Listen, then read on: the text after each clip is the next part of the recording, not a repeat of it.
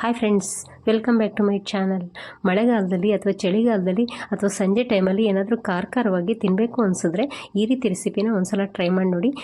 ತುಂಬಾ ಈಸಿಯಾಗಿ ಮತ್ತು ಟೇಸ್ಟಿಯಾಗಿ ನಾನು ಇವತ್ತು ಬಾಳೆಕಾಯಿ ಬಜ್ಜಿನ ಯಾವ ರೀತಿ ಮಾಡೋದು ಅಂತ ತೋರಿಸ್ತಾ ಇದ್ದೀನಿ. ನಾನಿಲ್ಲಿ ಒಂದು ಪ್ಲೇಟ್ ಇಟ್ಕೊಂಡು ಚಿಲ್ಲಿ ಪೌಡರು, ಅರಿಶಿನ ಪೌಡರು, ಬ್ಲ್ಯಾಕ್ ಸಾಲ್ಟು, ಧನಿಯಾ ಪೌಡರು, ಜೀರಾ ಪೌಡರ್ನ ಹಾಕ್ಕೊಂಡು ಅದಕ್ಕೆ ಒಂದು ಅರ್ಧ ಸ್ಪೂನಷ್ಟು ಶುಂಠಿ ಬೆಳ್ಳುಳ್ಳಿ ಪೇಸ್ಟ್ನ ಹಾಕ್ಕೊಂಡು ಚೆನ್ನಾಗಿ ಇದನ್ನು ಒಂದು ಸತಿ ಮಿಕ್ಸ್ ಮಾಡ್ಕೊಳ್ತಾ ಇದ್ದೀನಿ. ಈ ರೀತಿಯಾಗಿ ಈಗ ಈ ರೀತಿ ಮಿಕ್ಸ್ ಆದದಕ್ಕೆ ನಾವು ಇಲ್ಲಿ ನಾನು 2 ಬಾಳೆಕಾಯಿನ ಸಿಪ್ಪೆನ ತೆಗೆದುಬಿಟ್ಟು ಈ ರೀತಿ ಸ್ಲೈಸ್ ಥರ ನಾನು ಕಟ್ ಮಾಡಿ ಇಟ್ಕೊಂಡಿದ್ದೀನಿ. ತೆಳುವಾಗಿ ಈ ರೀತಿ ನಾವು ಕಟ್ ಮಾಡ್ಕೊಳ್ಬೇಕಾಗತ್ತೆ.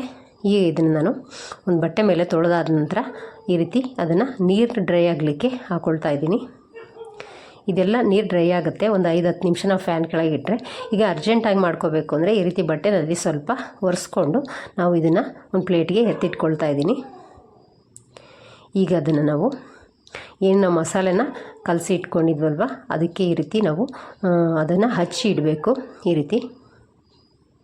ರೀತಿ ಚೆನ್ನಾಗಿ ನಾವು ಅವೆಲ್ಲ ಪೀಸಸ್ಗಳಿಗೂ ಈ ಮಸಾಲೆನ ಹಚ್ಚಿ ಇಡಬೇಕಾಗತ್ತೆ. ಈ ರೀತಿ ಎಲ್ಲವನ್ನು ಮಾಡಿ ಇಟ್ಕೊಂಡಿದ್ದೀನಿ ನೋಡಿ ಇಷ್ಟಕ್ಕೂ. ಈಗ ಒಂದು 5-10 ನಿಮಿಷ ಅದು ಚೆನ್ನಾಗಿ ಅದರಲ್ಲಿ ಮ್ಯಾರಿನೇಟ್ ಆಗಲಿ. ಈಗ ಅಷ್ಟರಲ್ಲಿ ನಾವು ಇಲ್ಲಿ ಇದಕ್ಕೆ ಹಿಟ್ಟನ್ನ ರೆಡಿ ಮಾಡ್ಕೊಂಬರೋಣ. ಈಗ ಇಲ್ಲಿ ಒಂದು ಬೌಲ್ ಇಟ್ಕೊಂಡು ಅದಕ್ಕೆ 1 ಕಪ್ಪಷ್ಟು ಕಡಲೆ ಹಿಟ್ಟನ್ನ ಹಾಕ್ಕೊಳ್ತಾ ಇದ್ದೀನಿ. ನಂತರ ಅದಕ್ಕೆ ಒಂದು 2 ಸ್ಪೂನಷ್ಟು ಅಕ್ಕಿ ಹಿಟ್ಟನ್ನು ಹಾಕ್ಕೊಳ್ತಾ ಇದ್ದೀನಿ. ಹಾಗೆಯೇ ಒಂದು 3/4 ಸ್ಪೂನಷ್ಟು ಅಚ್ಚ ಖಾರದ ಪುಡಿ, 1 ಸ್ಪೂನಷ್ಟು ಉಪ್ಪು, ಒಂದು 1/4 ಸ್ಪೂನಷ್ಟು ಅರಿಶಿನ ಹಾಕ್ಕೊಂಡಿದ್ದೀನಿ. ಹಾಗೆಯೇ ಸ್ವಲ್ಪ ಸೋಡಾ ಪುಡಿನ ಹಾಕ್ಕೊಳ್ತಾ ಇದ್ದೀನಿ. ಹಾಗೆ ಒಂದು ಅರ್ಧ ಸ್ಪೂನಷ್ಟು ಅಜ್ವೈನ ಹಾಕ್ಕೊಳ್ತಾ ಇದ್ದೀನಿ. ಇದನ್ನು ನಾವು ಸ್ವಲ್ಪ ಕೈಯಿಂದ ಈ ರೀತಿ ಉಜ್ಜಿ ಹಾಕ್ಕೊಂಡ್ರೆ ಅದು ಫ್ಲೇವರು ಚೆನ್ನಾಗಿರುತ್ತೆ. ಈ ರೀತಿಯಾಗಿ ನಾವು ಅದನ್ನು ಉಜ್ಜಿಬಿಟ್ಟು ಹಾಕ್ಕೊಳ್ಬೇಕು. ಈಗ ಇದನ್ನು ಒಂದು ಸತಿ ಎಲ್ಲವನ್ನು ಮಿಕ್ಸ್ ಮಾಡ್ಕೊಳ್ಬೇಕು.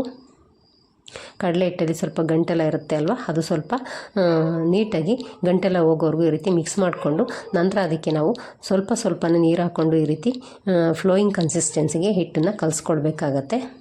ಈ ರೀತಿಯಾಗಿ ನೀವಿನ್ನು ನಮ್ಮ ಚಾನಲ್ಗೆ ಹೊಸಬರಾಗಿದ್ದರೆ ನಮ್ಮ ಚಾನಲ್ನ ಸಬ್ಸ್ಕ್ರೈಬ್ ಮಾಡ್ಕೊಳ್ಳಿ. ಹಾಗೆ ವಿಡಿಯೋ ಇಷ್ಟ ಆದರೆ ಲೈಕ್ ಮಾಡಿ, ಶೇರ್ ಮಾಡಿ.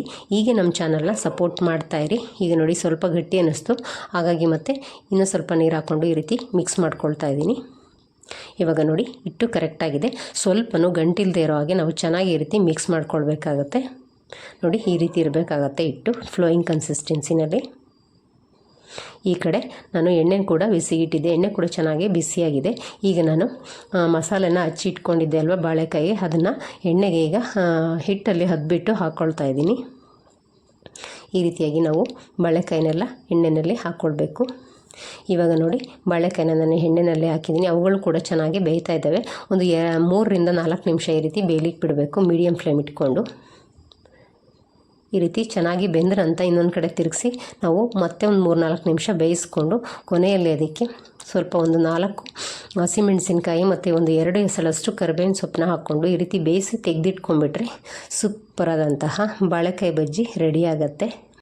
ಇದೇ ರೀತಿ ನೀವು ಕೂಡ ನಿಮ್ಮ ಮನೆಯಲ್ಲಿ ಮಾಡಿಕೊಂಡು ಯಾವ ರೀತಿ ಬಂತು ಅಂತ ನನಗೆ ಕಮೆಂಟಲ್ಲಿ ತಿಳಿಸಿ.